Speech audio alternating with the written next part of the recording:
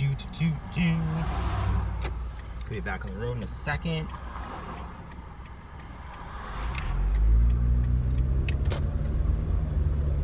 Let's get the light a little bit more even. Not quite. There we go. Some myths about portfolios and applying for design work. One of the biggest myths that I see as far as the portfolio needed for a design job is this idea that it almost doesn't matter what kind of work is in the portfolio because a great employer is going to recognize talent no matter what. That is the stupidest thing that anyone has ever said. If that were the case, you would know so many people who were unbelievably talented designers that couldn't find jobs right out of school because a combination of a portfolio that wasn't modeled or synced up to work with a certain industry or a certain field and introversion wouldn't hold them back. But it does time and time again. Now, a whole other video could be done on the aspects of how do you learn to extrovert yourself. I really like the idea of using extrovert as a verb for introverted people. Like, how do you learn to extrovert yourself, get comfortable, not be a quiet weirdo so that you're not held back by those things. But adding to that, the idea that someone will just magically recognize quality is ignorant. I'm going to share a little example. At one point, I was trying to get work designing book covers, and I had this entirely qualified list. I had found all these people who I knew for a fact that they hired freelance designers. I put together like a one-off page that was kind of an edit of our work that focused on things that were more like a single image, single idea sort of thing, along with some full book designs to show like we have experience in publishing, and then we have experience trying to encapsulate complex ideas. Now, never mind that cold emailing is hard, but one of the more memorable responses that I got was from a classically trained designer, meaning that designer went to a design program that almost certainly was focused on the foundations and on having a well-rounded, diverse portfolio. So if you come out of school and you have a well-rounded, diverse portfolio, it is not going to be 12 pieces and 7 of them are book covers, right? It's going to be like, here's my 1 or 2 book covers, my 1 or 2 websites, my 1 or 2 posters, my 1 or 2 brands, my 1 or 2 motion graphics pieces, my 1 or 2 whatever other random stuff, apps, I don't know.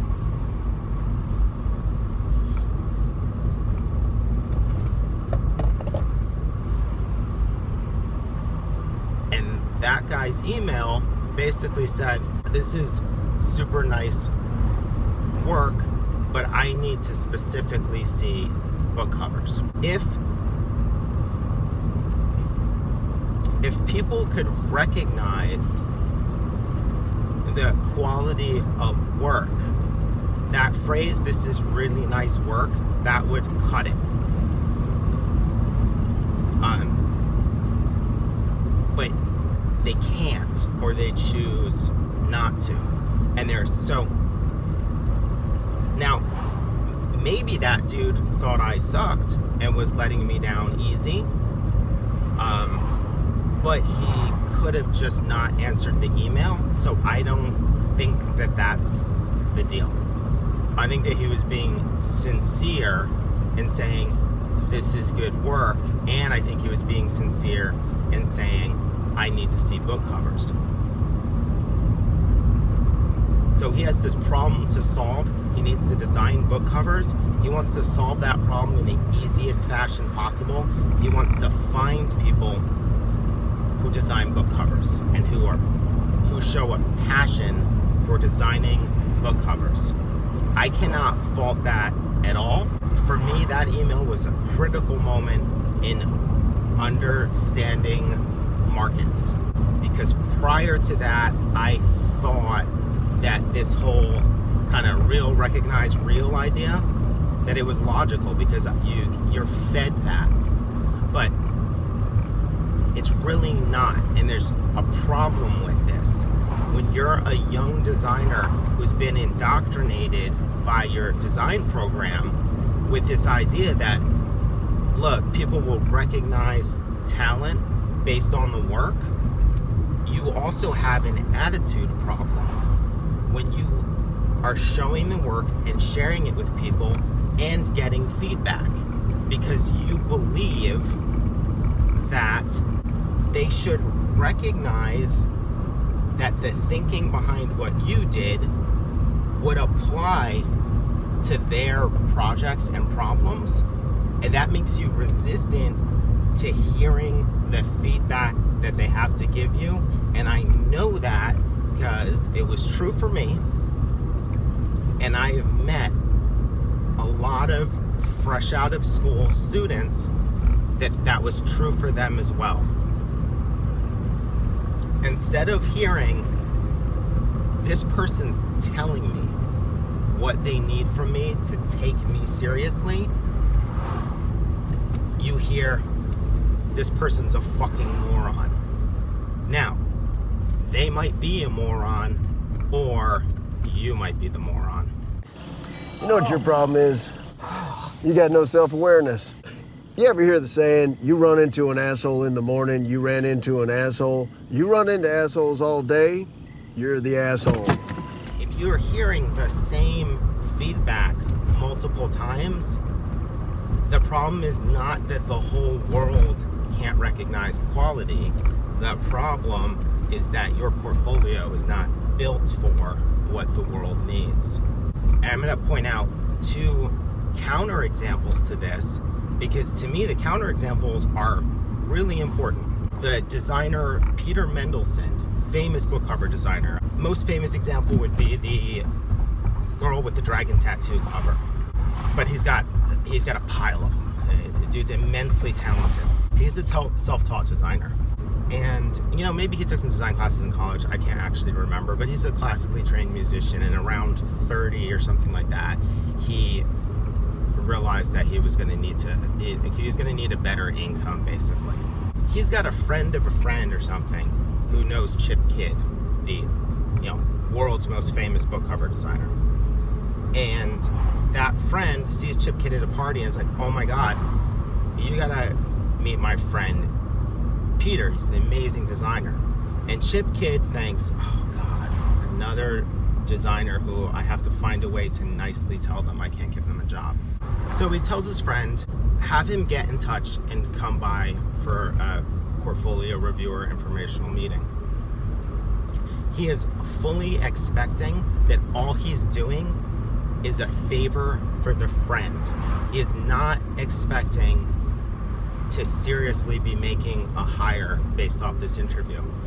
Peter Mendelsohn comes in, he's got the portfolio of CD covers. Chip Kidd is blown away and hires him on the spot. Story number 2.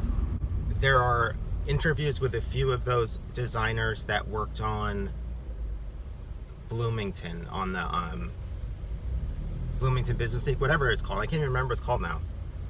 Bloomington, right? Bloomsbury, right? Bloomsbury Business Week? Jeez, I should know this. Regardless, it doesn't matter. And in interviews, I'm trying to think where I saw this. I think it might be on that AIGA Ion Design blog. I'll dig up the link. The art director, Richard Turley, goes and finds this designer from Canada and this designer from Spain and these different people, and he purposely puts together a team of weirdos for the project. Not weirdos, but people whose work is interesting, that he can see their thinking, that they don't seem like the logical fits for a business magazine. He brings them into the fold. So you have these two people who, what do?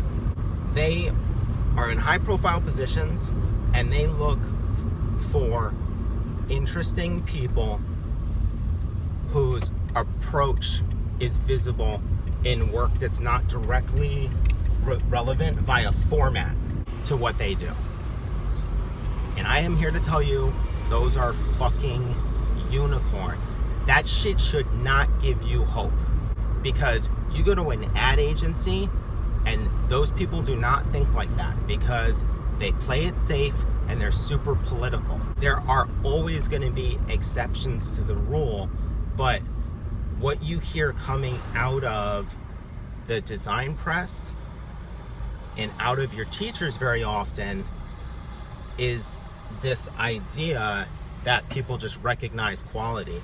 And I think a lot of famous graphic designers like to say that because they want to see themselves as being one of the unicorns that recognizes quality over format. So watch out for that piece of advice. And you really got to watch out for it with teachers, because your teachers don't have jobs and don't hire designers, so how would they know? That's not even a criticism of teachers, but that is a very basic fact. You don't want career advice from people whose career has absolutely nothing to do with yours. Myth number 2, you want a well-rounded, diverse portfolio.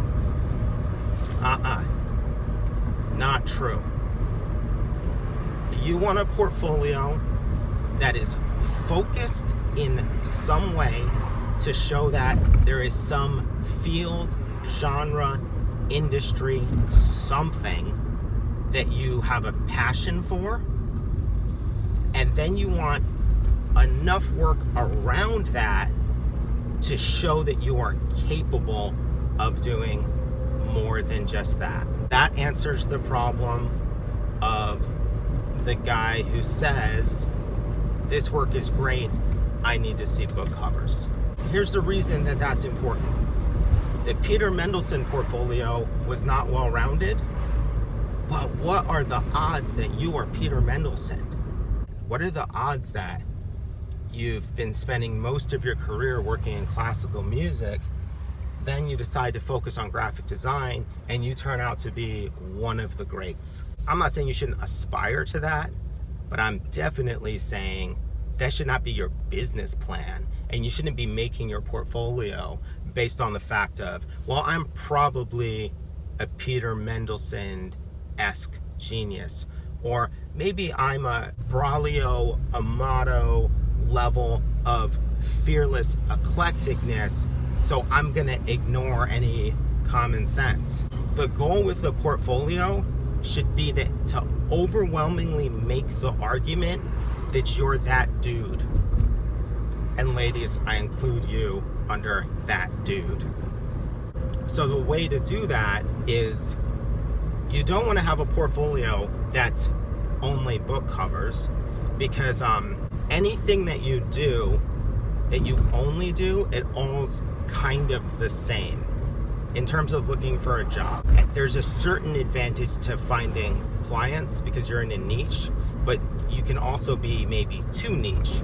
But if you're looking for a job, you don't want a portfolio that's all one thing. But what most design programs are teaching is this idea that your portfolio should be 10 random things that show this massive diversity of output. So the problem with the super well-rounded portfolio is it doesn't show what you're interested in or whether you have any focus or interests, and it doesn't allow you to develop the insights that come from doing something more than once. Because I'll be really honest, it's not hard to have a portfolio of 10 random things that are quote unquote good, because just listen to every little bit of critique your teachers give you and then just do what they tell you to do. I personally, unless the work is really weird and eclectic, and I get the sense that this person is in unbelievably rare, massive talent, I'm skeptical of the one great book and the one great website and the one great app and the one great poster and the one great book cover and the one great whatever. And the reason I'm skeptical of it is heavy-handed teachers can cause you to have those things. Where it is interesting is when you've done 4 great books and they've come out of different classes and they're showing that you're developing a set of insights around a discipline. Because you can't have an insight around a discipline that you've done once as homework in one class, specifically designed to give you a portfolio piece in that field or matter. Where the magic is in the stuff that you've done multiple times, and you have a very tactile, real, hard-earned relationship with that form or that discipline. The thing is, even from an employment standpoint, that makes you more desirable because it makes you interesting. It shows that you have interest. It shows that maybe you're a little bit obsessive. Those are really good qualities to have, as long as they're not obsessive to the point where you look incapable of doing anything else. It's not about the well-rounded portfolio. It's about the focused portfolio that shows that you can do other things. So you still need the good website, the good campaign, the good brand, the good book design, provided you have the 4 or 5 fucking amazing motion graphics pieces. And actually, I take that back. They don't even have to be amazing, because anyone with eyes can tell that most of the things in the world suck. They just got to be good enough, and you got to love making them, because that's what you're hanging your hat on, as they say. There was a really good interview just years ago with Daniel Van de Velden of MetaHaven. He was talking about design education, and he's got a sort of a speculative design practice, or whatever we want to call it. But one of the things that he said that I thought was really interesting was that he thought if you get into a design program, you should have to pick a track based on a discipline, and that you should have to stick with it. So it could be branding, it could be publication design, it could be exhibition design, whatever. And that even if you were going to do other work, like if you decided halfway through that you didn't want to be in the branding discipline anymore, that you should basically be forced to stay in it and do your other projects within that program. You're building off the legacy of the work that you've already done, and therefore you're developing insights. And to me, that makes tons of sense, and that is the program that you want to be on, so that you end up with focused knowledge about something, so that when you come out of school you can be the actual expert, and then you've got the range of stuff to show that you're not a one-trick pony. And at that point, you're going to prove that you know what you're doing, rather than complaining that everyone is a moron and they don't recognize talent or quality. Those are the 2 biggest myths that I can think of about design portfolios, and that are largely propagated by design programs. You'd be well served to let your teachers be your mentors in the things that they're qualified to be your mentors in. They're qualified to be your mentors in teaching. They're qualified to be your mentors in grad school. They may be qualified to be your mentors in sabbaticals or project management. The odds that they are qualified to be your mentor in a career or business is slim. And that's an important thing to think about, because that's why you can come out of these really good design programs, but have this portfolio that is utterly clueless to the needs of the people you're trying to work with. So that's my take.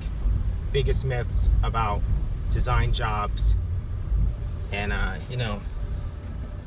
happy hunting.